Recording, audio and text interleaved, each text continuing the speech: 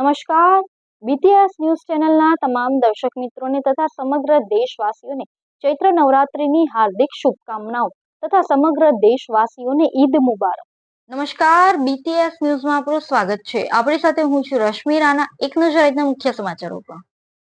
સુરતમાં રમજાન ઈદને લઈ વહેલી સવારે મુસ્લિમ બિરાદરો દ્વારા નમાજ અદા કરવામાં આવી હતી, જેમાં સુરતના કતારગામ ખાતે આવેલ ઐતિહાસિક ઈદગાહમાં વહેલી સવારે મુસ્લિમ બિરાદરો દ્વારા નમાજ અદા કર્યા બાદ રમજાન ઈદની મુબારકબાદ પાઠવવામાં આવી હતી.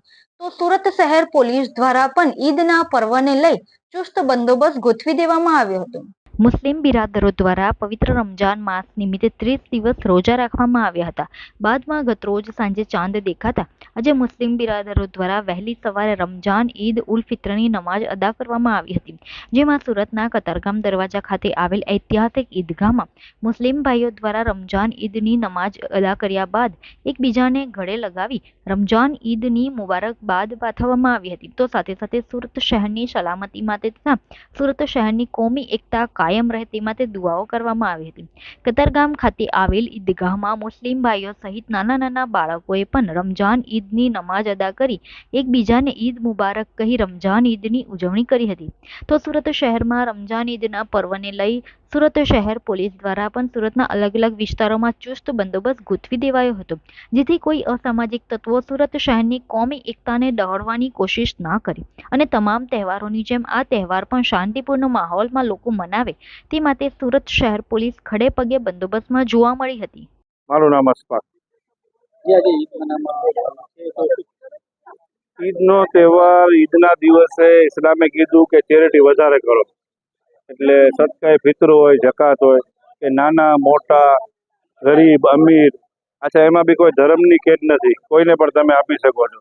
એટલે રમજાનના તમે 30 દિવસ રોજા રાખ્યા તો ઈશ્વર ખુદા તરફથી તમને આ ઈદનો સુનેરી મોકો મળ્યો કે નાના મોટા ગરીબ અમીર કોઈ પણ મજહબ જાતિ વગેરે બધા હર્ષ ઉલ્લાસથી ઈદ મનાવે અને ભાઈચારકો અને કોમી એકતાના દર્શન કરે. મુસ્લિમ સમાજને કે આજનો દિવસ ખાલી તફરી ગામોમાં ગાર્ડનોમાં જવામાં ન ગુજારે, અલ્લાહ તાલાનો ઈશ્વરનો શુક્ર અદા કરે કે 30 રોજા રાખવાની એને તોફીક અમને આપી, અને ગરીબોનું, સગા સંબંધીઓનું, સ્નેહ મિલનોનું, દોસ્તોનું આડોશી પાડોશીથી મુલાકાત કરે, ગરીબોની મદદ કરે અને સારી રીતે એકતા સાથે ઈદની ઉજવણી કરે. અશરફી છે અને આજે ઈદનો દિવસ છે. ઈદનો જે મતલબ છે તે ખુશીનો મતલબ છે અને આજે અમે બધા અહીંયા જમા થઈને ઈદની નમાઝ અદા કરી છે. અને અમારા પૈગંબર હઝરત મોહમ્મદ સલ્લલ્લાહુ અલૈહિ વસલ્લમ છે, એમનો પૈગામ છે કે જ્યારે ઈદનો દિવસ હોય તે દિવસે કોઈ પણ વ્યક્તિ ભૂખું ન રહી જાય તે માટે એવો પૈગામ અહીંયા ઈદગાહની અંદર તમામ લોકો જમા થયા અને જમા થઈને અલ્લાહની બંદગી કરી અને નમાઝ અદા કરીને ભારત વર્ષની તરક્કી માટે આજે દુઆ અહીંયા કરવામાં આવી હતી. ईद इसलिए मनाने में आती है ताकि तमाम लोग जमा हो और जमा होने के बाद यहाँ पे हजरत मोहम्मद सल्लल्लाहु अलैहि वसल्लम का पैगाम जो अमन अमान का है, भाईचारगी का है, वो पैगाम लोगों तक पहुँचाया जाए, इसलिए ईद का दिन मनाया जाता है। ईदगाह के अंदर नमाज इसलिए ज़रूरी है इसलिए कि हम साल भर तो मस्जिद के अंदर अपनी नमाज़ों को अदा करते हैं, मगर जब ये ईद का दिन होता है तो हमारे मोहम्मद सल्लल्लाहु अलैहि वसल्लम का तरीका ये रहा है कि ईद के दिन तमाम लोग जमा होकर ऐसी बड़ी जगह हो जहाँ पर जमा होकर नमाज पढ़े, तो वो ईदगाह होती है। तो ईदगाह के अंदर नमाज पढ़ना ये प्रॉफिट साहिब सल्लल्लाहु अलैहि वसल्लम का तरीका है। ये ईदगाह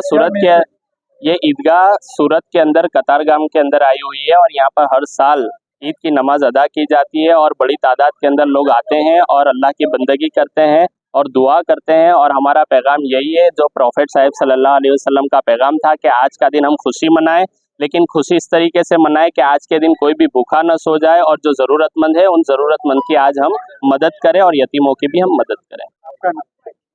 મારું નામ સૈયદ मुआज़ इब्न रुकनुद्दीन चिश्ती। सूरत में कतारगांव सूरत में आवेली છે ઈદગાહ અલ્હમ્દુલિલ્લાહ કાફી વર્ષોથી બંને ઈદે ઈદ ઉલ ફિત્ર ઈદ ઉલ અદહાની નમાઝ અહીં અદા કરવામાં આવે છે અને કાફી તાદાદમાં લોક આવીને નમાઝ અદા કરે છે અને મોહબ્બત અમન અમાનનો પેગામ કાયમ કરે છે. હું ACP L B Zala, F division Surat શહેર.